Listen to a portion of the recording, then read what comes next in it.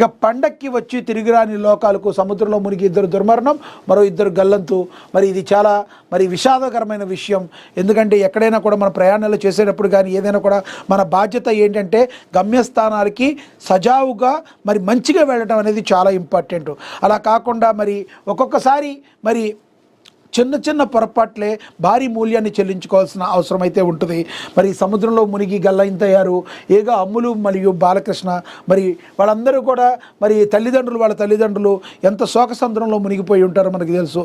ఎక్కడికైనా ప్రయాణాలకు వెళ్ళేటప్పుడు కానీ లేదంటే ఏదన్నా ఎక్కడన్నా మనం కొన్ని పిక్నిక్ పాయింట్లకు కానీ ఎక్కడికైనా వెళ్ళేటప్పుడు మీరు సెలబ్రేషన్ చేసుకోవాలనుకున్నా కూడా సజావుగా ఇంటికి వెళ్ళాలి, మళ్ళీ గమ్యస్థానాలకు సరిగ్గా చేరుకోవాలన్నది మైండ్లో పెట్టుకోవాలి.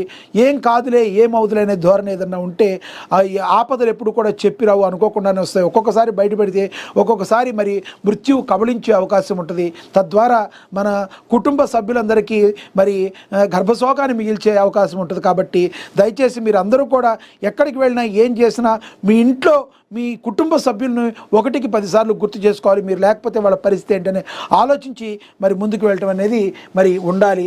దాన్ని బట్టి మీరు ప్లాన్ చేసుకోవాలి, కానీ మైండ్లో ఏం కాదులే అనే ధోరణి అయితే ఉండకూడదు. ఇక